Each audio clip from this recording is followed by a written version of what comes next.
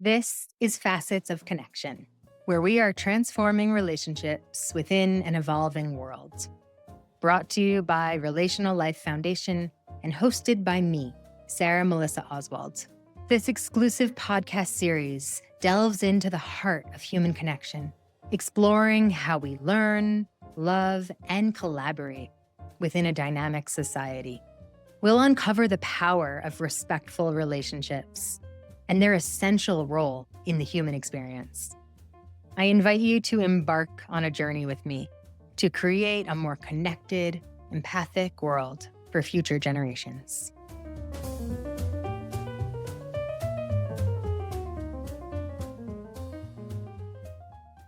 In today's episode, we explore the power of connection, storytelling, and informed action in the pursuit of environmental and social justice.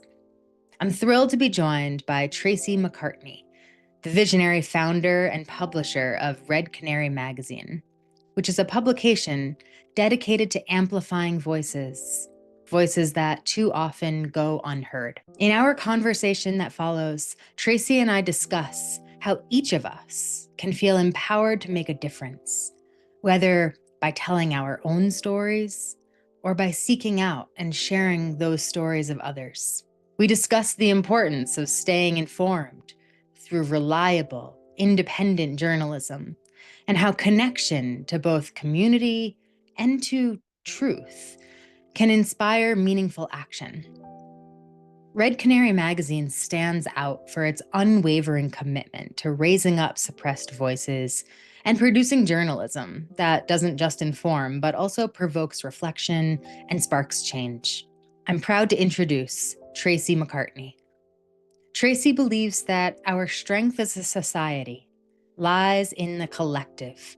By thinking and acting collaboratively, we can address today's urgent challenges and restore a world that's balanced, free, and at peace. Tracy created Red Canary to fill a crucial gap in journalism, telling urgent environmental and social justice stories with integrity, depth, and impact. Red Canary's mission is to bring readers difference-making work that provokes discussion, inspires reflection, and speaks to the times with stories that prove timeless.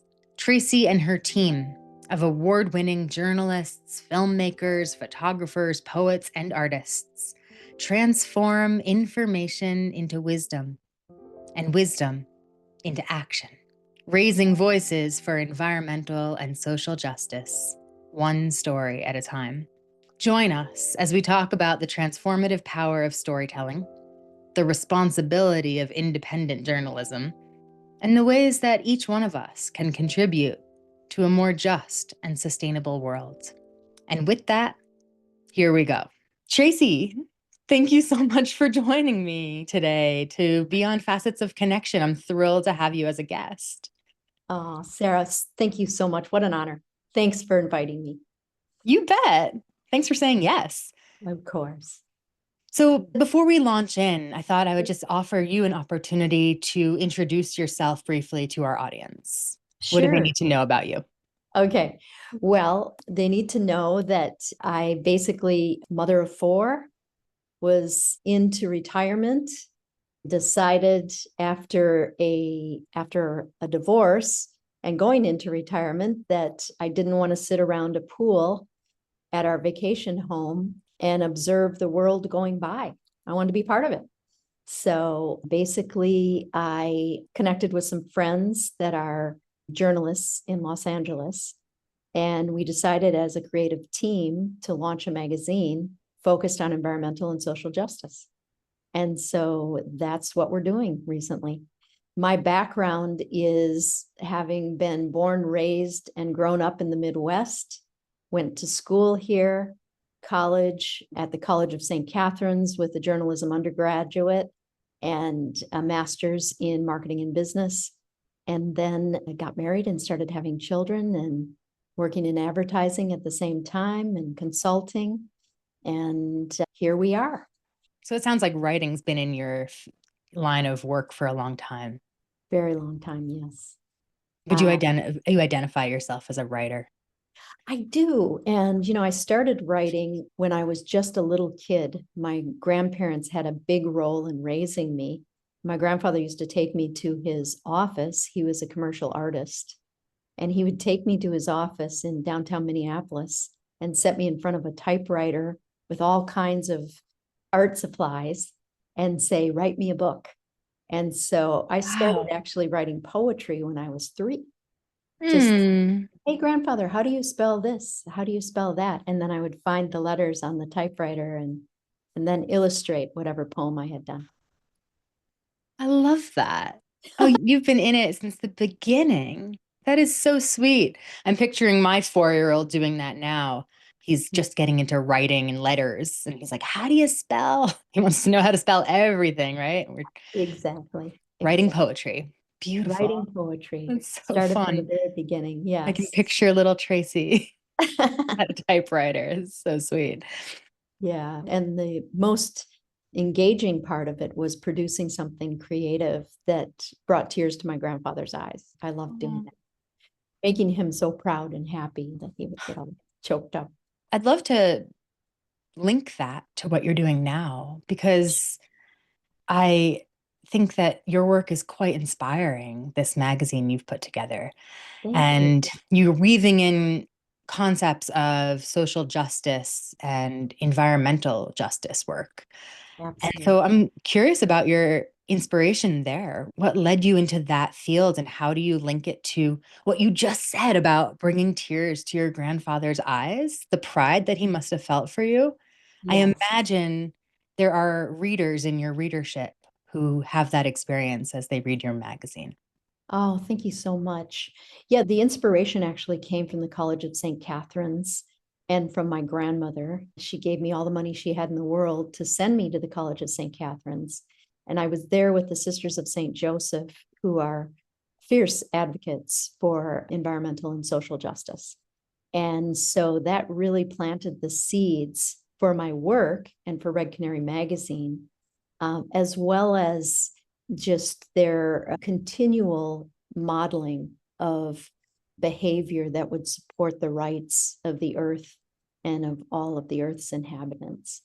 It was just continuous for all of us. And I would be willing to bet that many of my, how shall I put it, the students that attended the college with me would agree that the nuns were an incredible example and role model for us.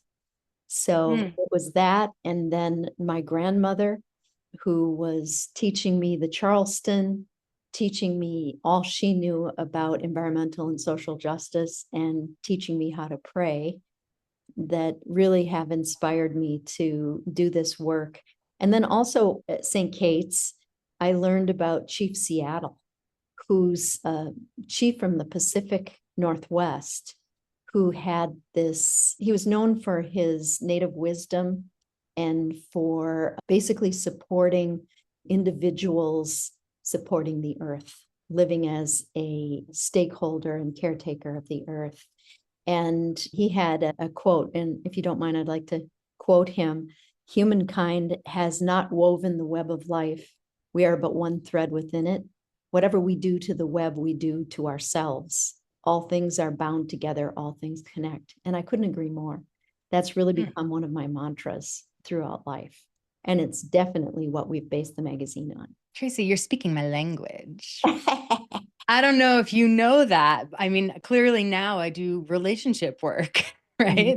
And I'm I running do this know. nonprofit that's bringing relationships, healthy, respectful relationships to underserved populations. But my roots are in environmental justice. Oh, so And I beautiful. have a master's degree in environmental leadership, where Oh, we really focused on this link between taking care of the earth means taking care of human beings. We're not absolutely. separate from this planet. Absolutely. We're all one. We're all And one.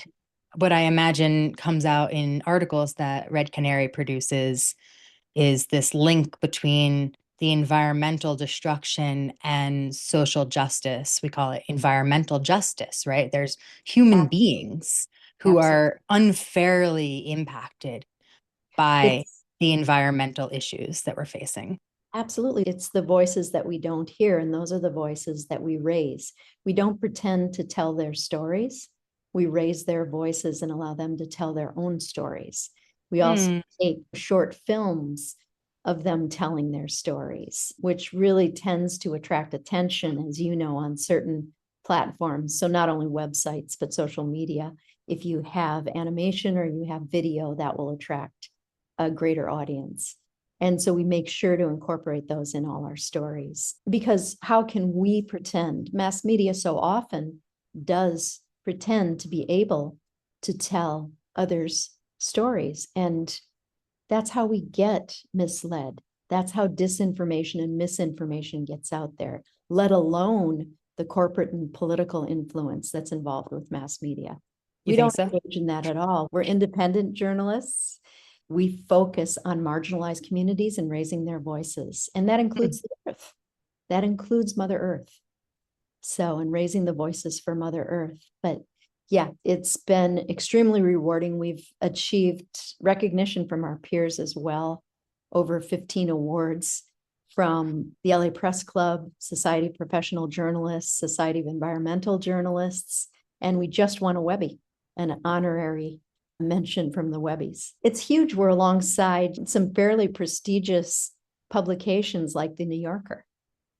So it's Congratulations, great. Tracy. We're tiny. We're a tiny publication, and to be mentioned alongside those acclaimed publications is quite the honor as well.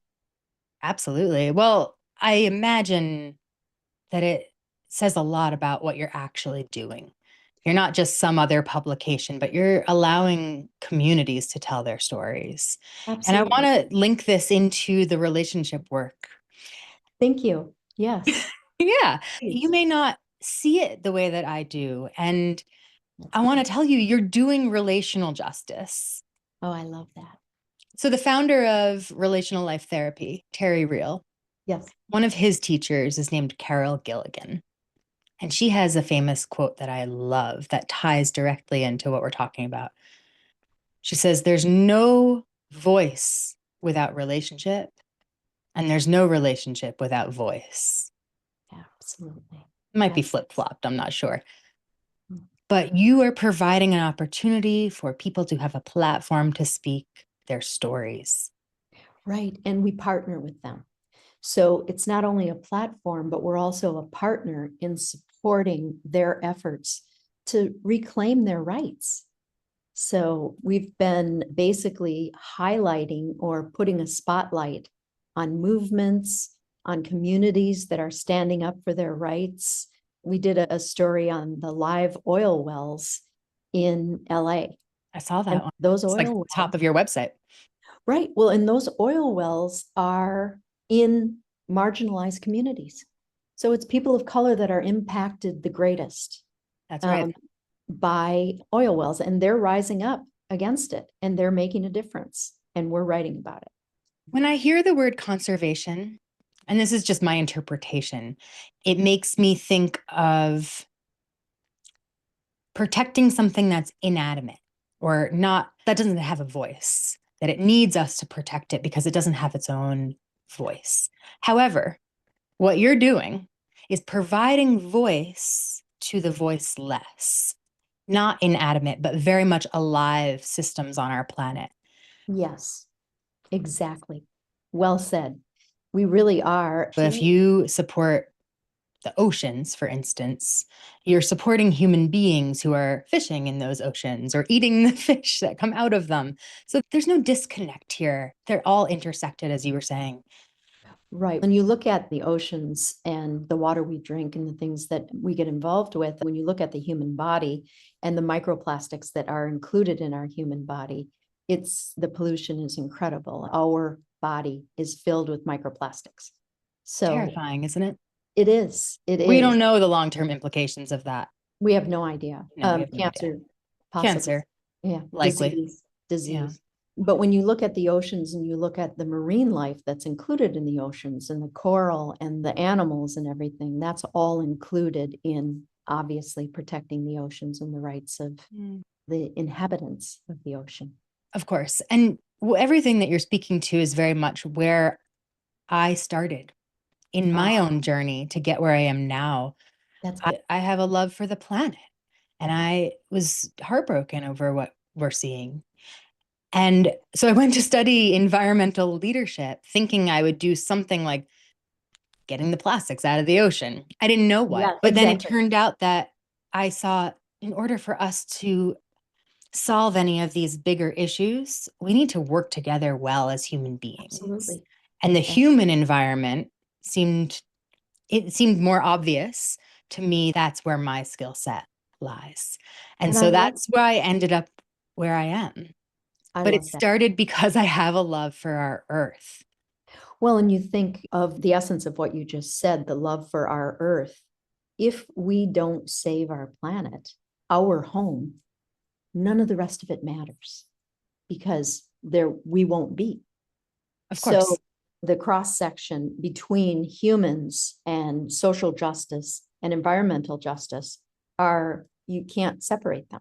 No, It's you can't. it's all And I can't say I have a love and care for our planet without also feeling a love and care for all the human beings and animals on this all planet. the inhabitants, Of all the course. life that's Yeah. included on Earth. Yeah. I mean, it's the Mhm. work you're doing. And like you and I have talked about before, it's the relationship between individuals, the collective, that's going to make a difference. So whether you're at the Capitol with a peaceful protest, whether you're doing the work, I think we all need to be personally responsible for coming together and doing something.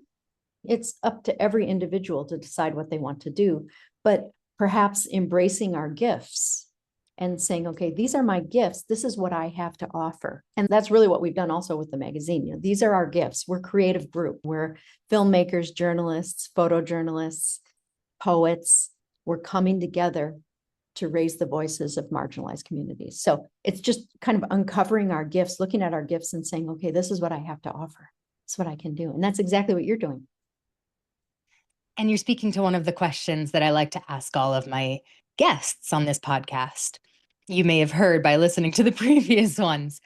I believe that we each have a particular gift, or I call it a unique light inside of us that we're meant to share with the world. My vision for it is like if I'm a candle and my light burns out, I'm actually looking to you to lean over and relight my wick. Yeah, right? And vice versa. We need to do that for each other. But Right. in that, if I have my pilot light on, it's my Yes. responsibility, it's my duty to bring that unique light into the world. And yeah, that's how I see the work I'm doing. But let me Yes. turn that back to you. There's so much you could probably speak to here, but if you were to just listen to your body for a moment Yes. and feel into your story, everything Yes. that you've lived through to make you today. Yes. What's the unique light that you bring to the world? I think it's a connector. It's connecting people and groups for a greater purpose, connecting each of us. Again, but getting back to the quote, Chief Seattle, we are all one. And so essentially, it's being a unifier, a connector, bringing us together. I think we're much stronger when we come together as a collective, think outside the box, and that collective consciousness coming together has a huge impact in terms of securing our rights and our democracy is incredible.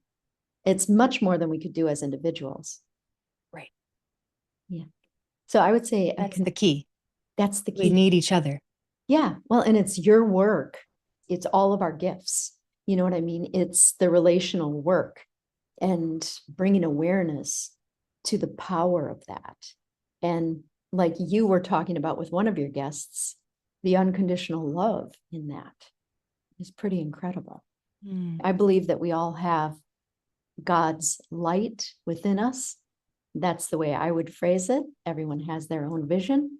And that truly, when we come together, there is more unconditional love in the space that we come together. I love what you do. And I think there's incredible power in working together, bringing our gifts together, yours Well, and mine, yeah, I do too. and all of ours. Well, everybody, sure. But right here, you and I, there's something that's been illuminated in this conversation that I didn't really see before. We've talked about partnering in some way. Yes. And what's there's so much I want to respond to, but I'll Oh, go here. please. The one thing that really lit up inside me as you were talking about these marginalized communities and how you're providing them a platform to share Yeah. their stories and stand up for their rights. Yeah. I want these relational tools to get into those communities' hands, to empower them, to support them, both as individuals, knowing how to keep themselves out of toxic shame, but not pop up into grandiosity, to be Exactly. aware of their self-worth that every single human on this planet has equal amount of. Can I speak to that for a minute? Yeah. You've really ignited something in me now. So perfect kind of segue into that through Red Canary. So we have connections with over 100 tribal nations across the US. It's very difficult to get those relationships started and maintain them. I bet. We have relationships mostly with the youth leadership.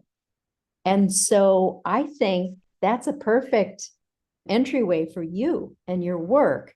An example of this is Cheyenne as a youth leader. And I think I've mentioned her to you before, but she has been speaking up for her Navajo Nation. She's Dina, and she's been speaking up for her tribal nation for years and trying to protect and rebuild her community and their rights.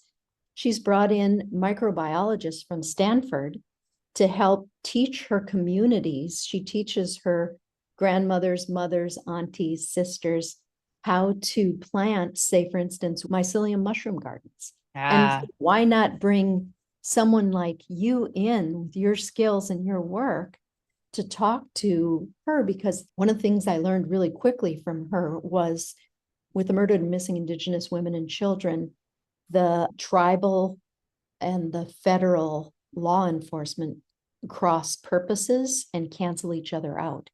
So those families never get satisfaction in terms of who murdered their loved one. They And the other cancel thing, each other out. You cancel think each they'd other out. enhance one another and work No, they together? don't. They cancel, What? isn't it? And this is Ugh. what she's been telling me. And she said, and the other thing is there's a cultural kind of tradition within the Navajo Nation that you don't speak of the dead. So they can't talk to anybody. It's almost like law enforcement isn't patient enough to work with them with their cultures and their traditions. I don't know. I can't presume to know. But what I'm saying is the healing work that you do through relational health could really bring some health to them and their community, especially the women and children, but all. Wow. I would absolutely love to partner with you on that, to I thought reach I'd these love to introduce audiences. you to Cheyenne. Mm, She does need always to get permission from her female elders, yeah, well, good, who have kind of taken the place of some of the male elders, but they're taking, I say, more of a leadership role good. We nowadays. need more women leaders. Yes, and they really lead the way in so many ways, Mm, including environmental health, but community health as well. They're kind of wow. advanced in that way, but I think you really could make a difference in these Mm. communities. So yeah, I would You encourage. know, there's two things that light up for me as you're speaking. One is finding a way to honor those who are missing or murdered. Yeah. I've recently studied some family constellation work. I don't know if you're familiar with what that is, but No, tell me. in community, it allows you to bring in representatives from people from previous generations to Mm. stand in. You have representatives from the community who can take the energetic stance of, say, my great grandmother. And Well, maybe my this, great grandmother experienced a horrific act of some sort, right? yes, And yeah, that stuff bleeds down through our genes, even if we're generational not trauma. aware of the stories, right? Yes, The Yes. generational trauma is real. Yes. So there's that. And then you're talking about mycelium and they're Yeah. planting stuff. And like I could so see using mycelium as a metaphor for how the community needs to support one another and create that social web of connection. I love that. And that would be reinforcing the work that Cheyenne is already doing. So Yeah. she's doing some of that, but just think of what she could be doing if she was working with you. The other thing that I want to mention with this, just to plant a seed in your mind, is that Native Americans talk about 7 generations. Have you heard of that? Uh-huh. Oh Yeah. yeah. Before and 7 after, right? before and after. Yeah. And so the importance of 7 generations would be really important to bring in, I think, too. I use this quote from Terry Real a lot, but his work, relational life therapy, is very much about taking the opportunity to stand and face the flames of the past generations and stop trauma in its tracks so that the generations to follow can be spared. And his work is all about saving the generations to come. Yes. They don't have to experience the trauma that previous generations have. There's a way to change, and it doesn't take as much. It is actually changeable. As his work says, a lot of therapies say like character change is almost impossible, that we're sort of set in our ways.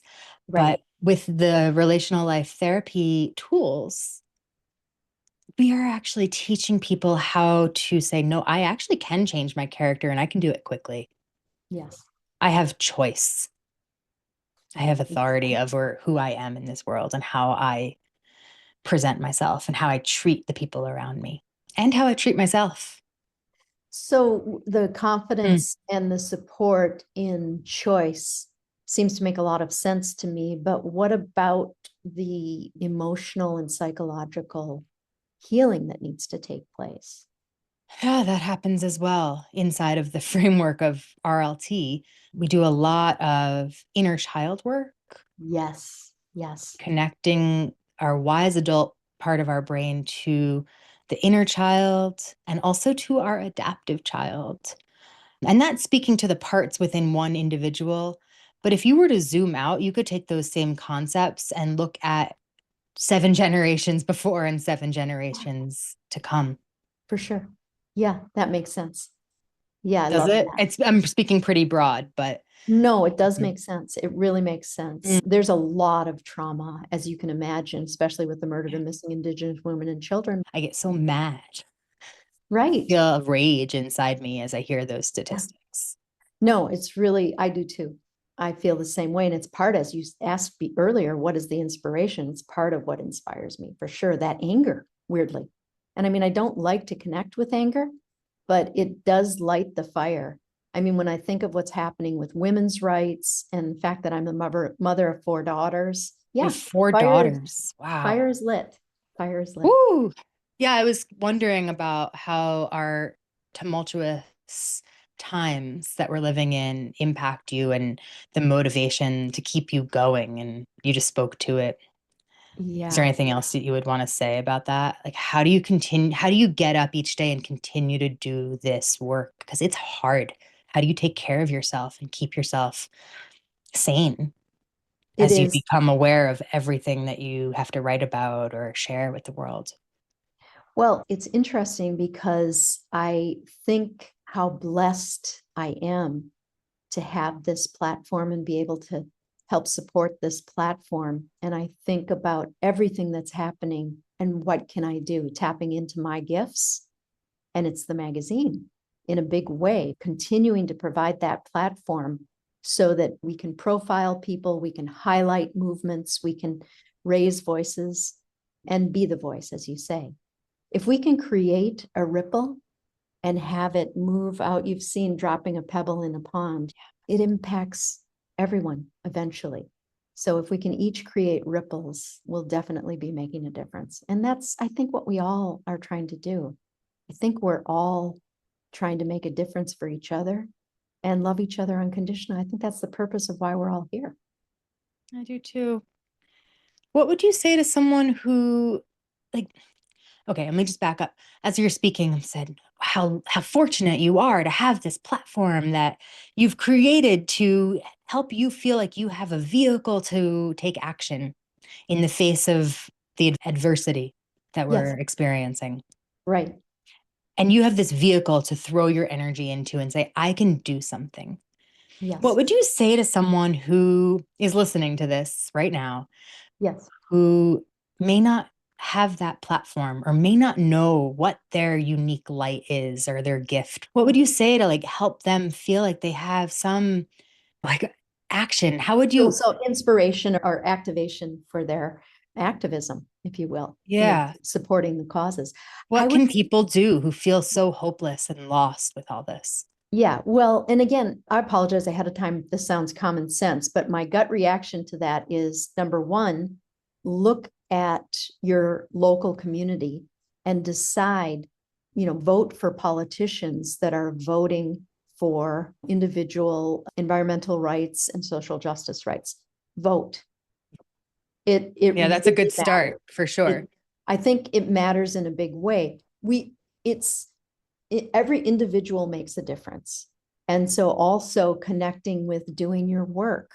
I mean, back to you and I and the work Yeah. you're doing.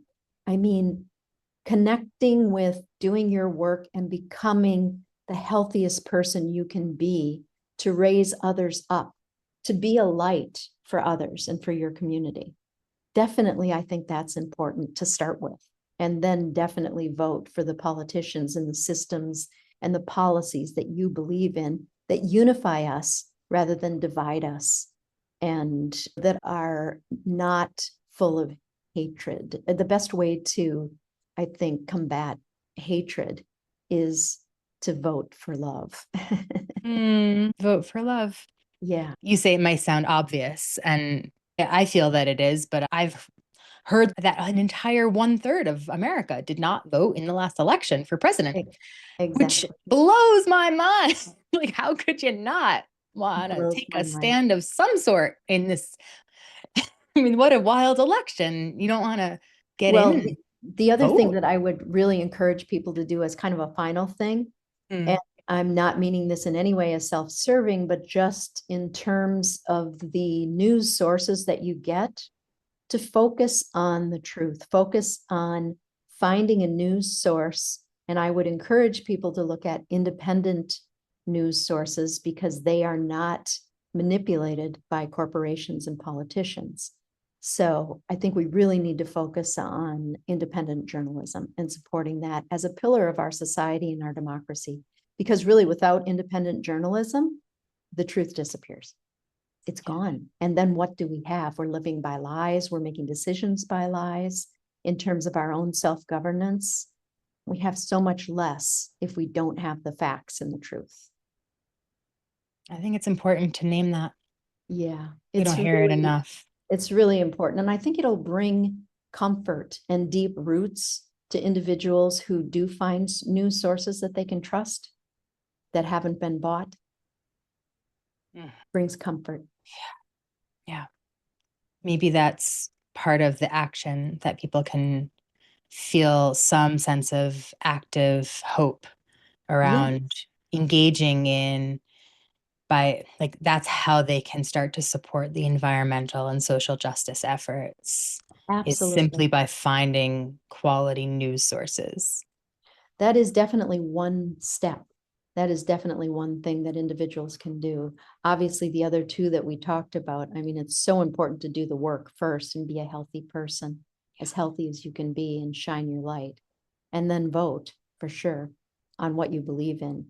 But then also find a news source that you trust and feel comfortable and grounded with that source and go with it.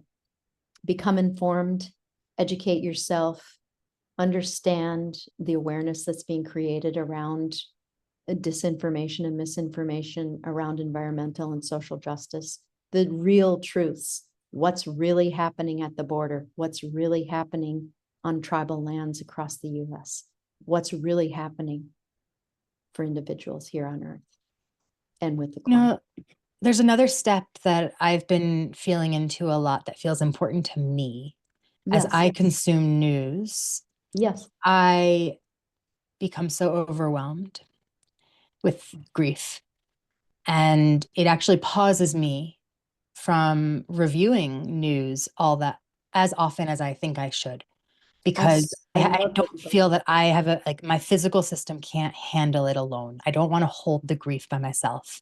And Right. so I've been playing with the idea of having a weekly gathering with Oh, people I trust, with community around me to right. let's read the news together. Let's share it with one another and then be in community to discuss and to hold and Oh, yeah. to figure out what action we can take as a collective I love. rather than just reading the stuff and feeling totally overwhelmed by it. We need each other here. We do. And that's so forward thinking of you in so many ways. But I really think it's very healthy as well.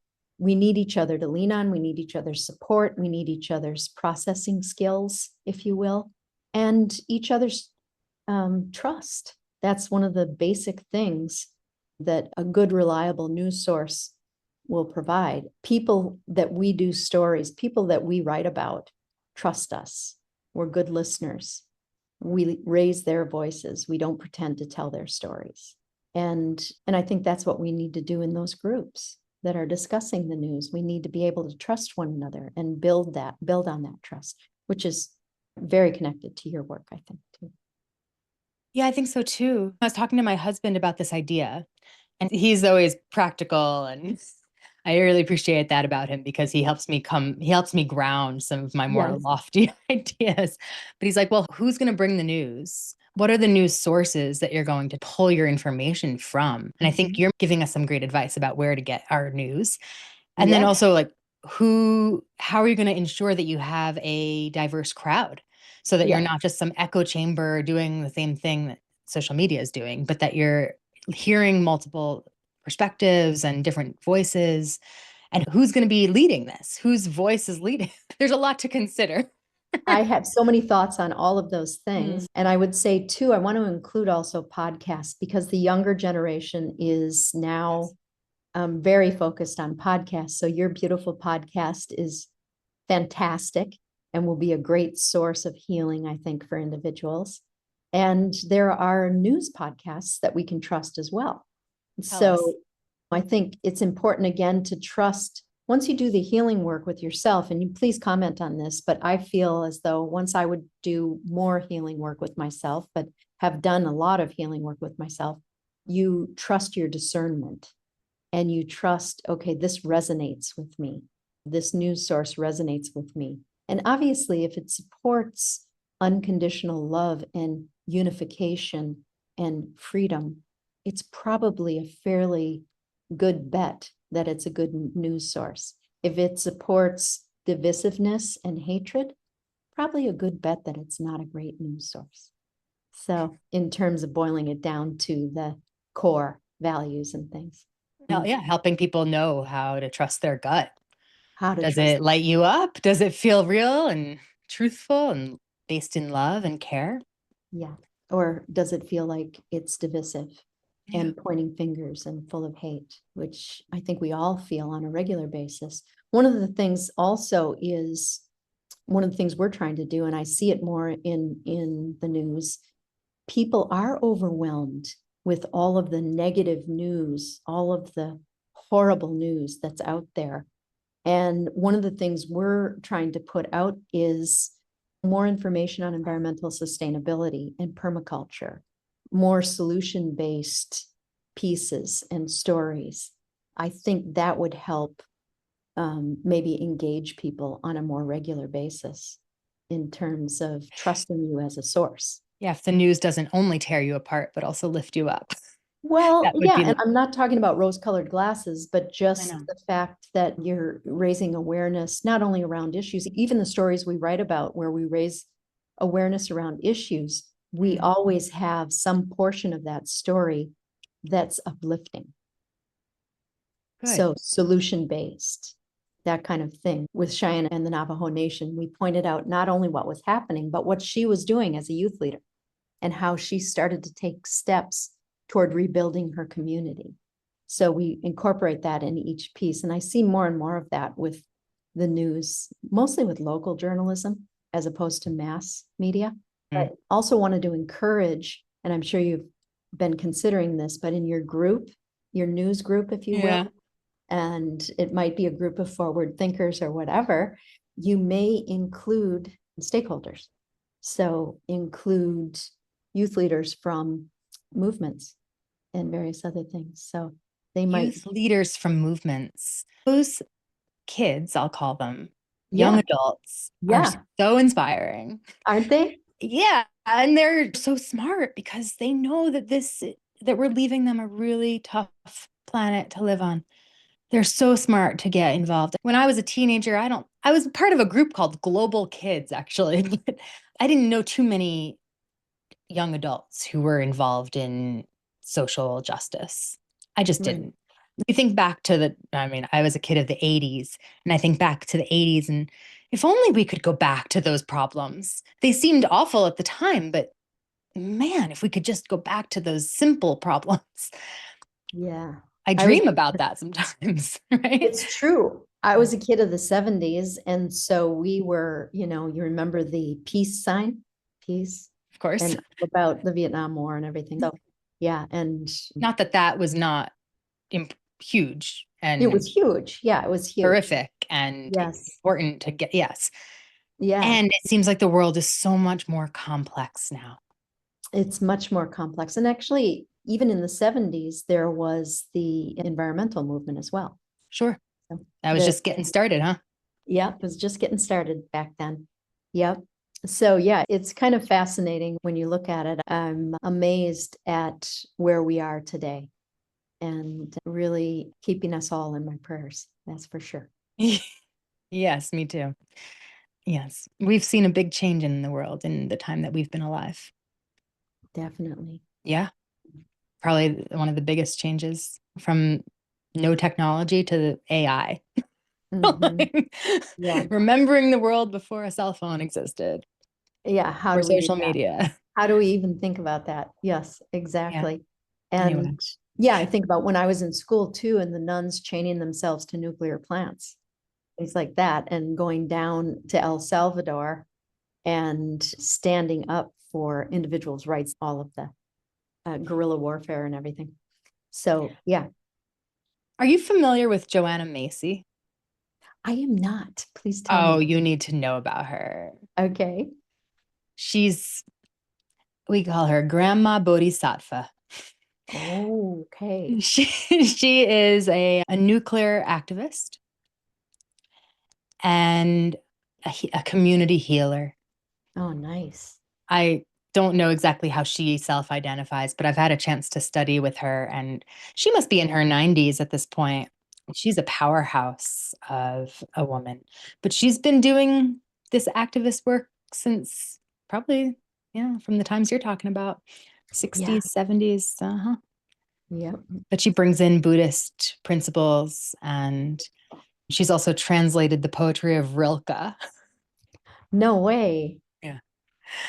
She's amazing. Check her out. I don't know if she's still working, but she's in Berkeley, California. Oh, she's in Berkeley. Okay, fabulous. Anyway, tell us, Tracy. I feel like we just had a dynamite conversation. We did.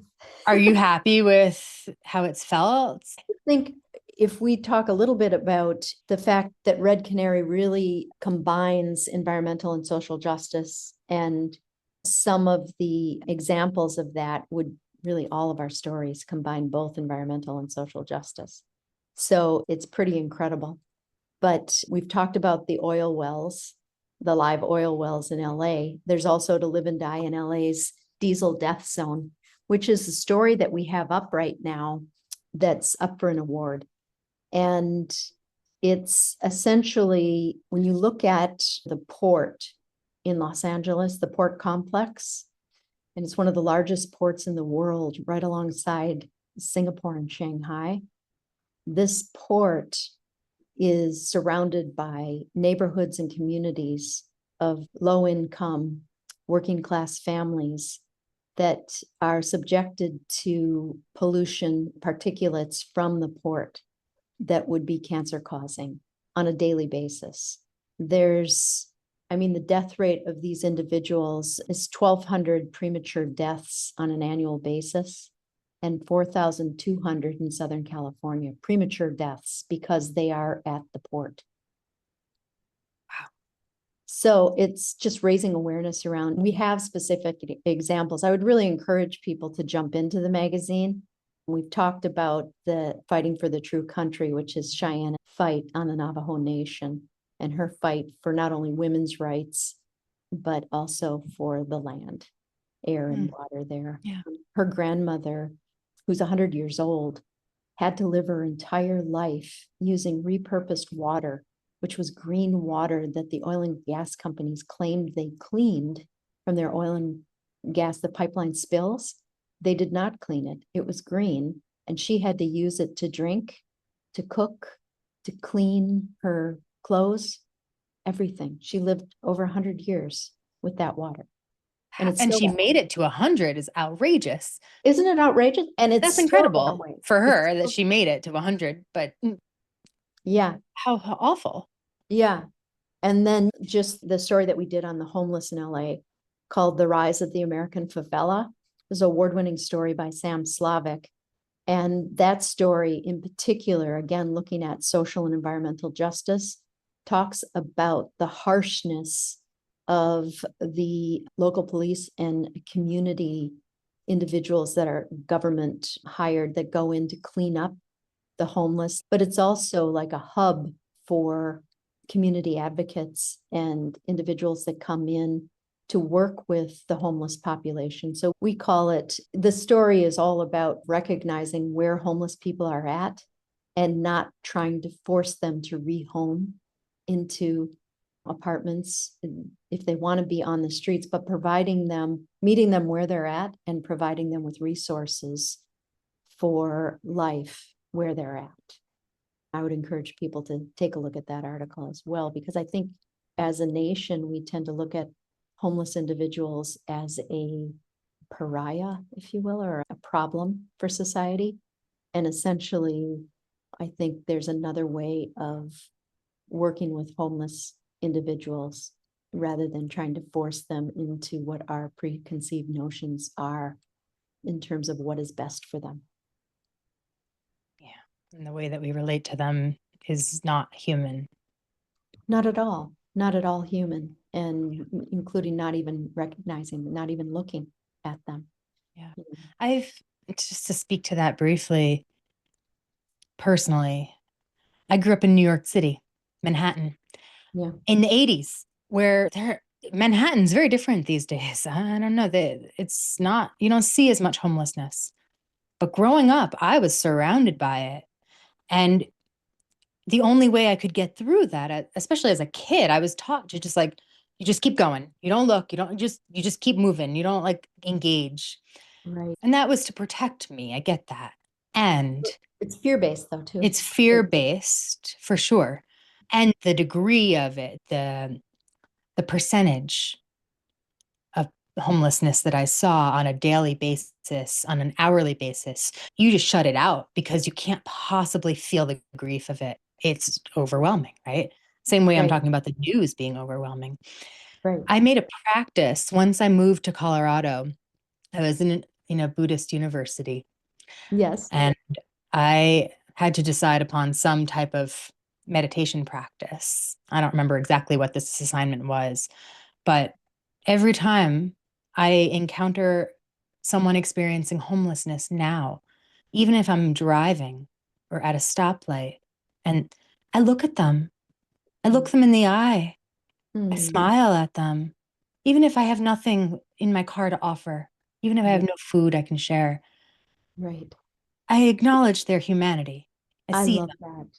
I love that. I have a personal connection. My grandmother was homeless, not the grandmother that raised me, but the grandmother. And her son, my uncle, was homeless. And so often, I mean, of course, family reached out and wanted to have the individuals live with them, et cetera, and they just chose not to have that happen. But I've passed that story on to my children. And, to this day, we all do the same thing. We all stop.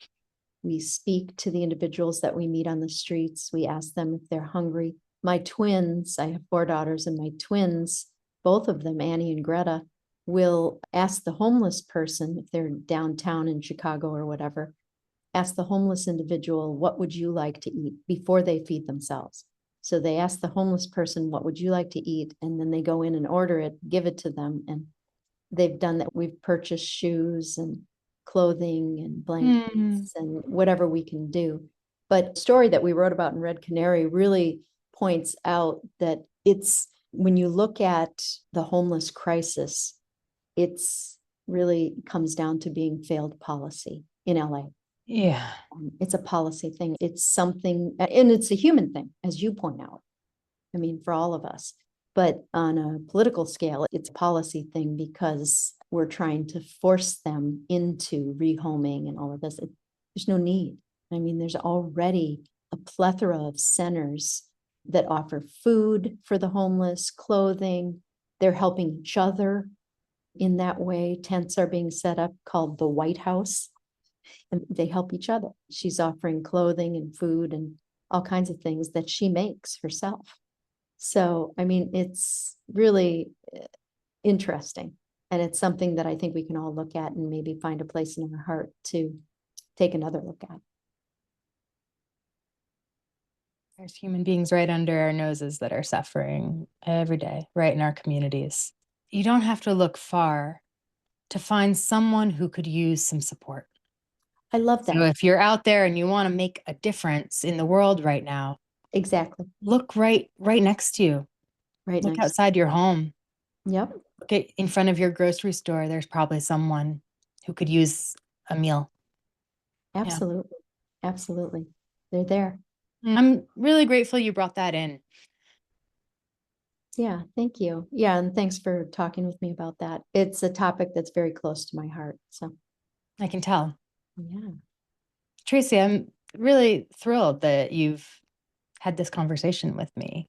It feels meaningful and powerful. And I imagine that people listening will walk away with something really tangible that they can put into their lives immediately.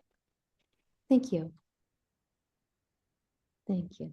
Thanks for the conversation. And thanks for having me. Oh, yeah. I'm thrilled you're here. Yeah.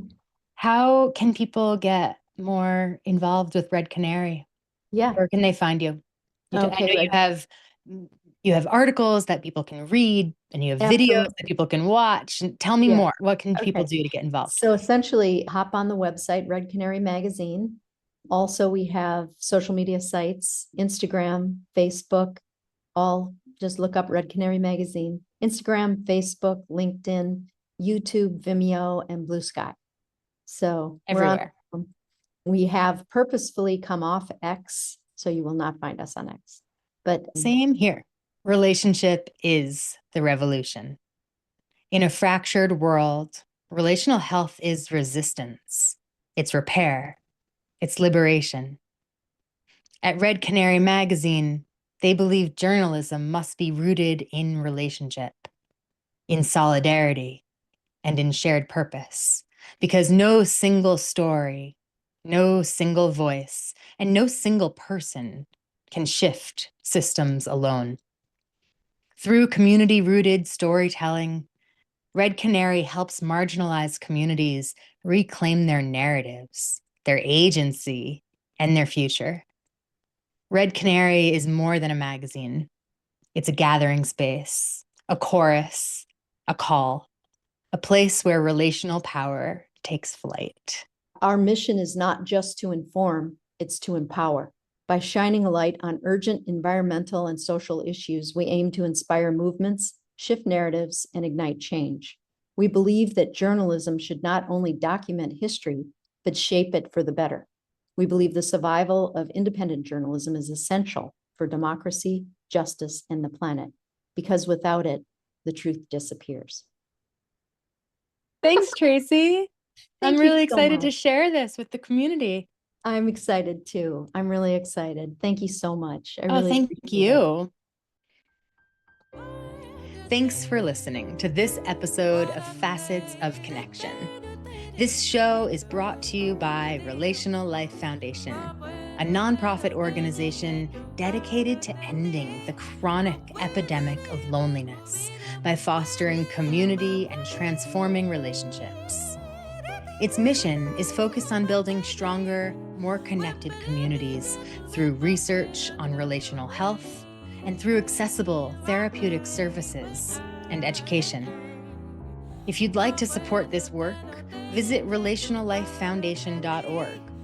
Your generosity helps us make relational support available and accessible to more communities. On another note, I'd love to hear from you. Whether you've taken a workshop through Relational Life Foundation, if you're working with an RLT therapist, or simply if you have a guest or a topic to recommend for a future episode of Facets of Connection. I want to know, what's resonating with you? What's shifting? Or what are you still sitting with? Send me a quick voice memo or an email to Sarah with an H at facetsofconnection.com. Your story might even be featured in a future episode. I look forward to hearing from you. Facets of Connection is created by me, Sarah Melissa Oswald. Our executive producer is Carrie Allison Maloney, and our digital producer is Kim Novak. Follow us here on YouTube and wherever else you get your podcasts. Thank you in advance for your support. See you soon.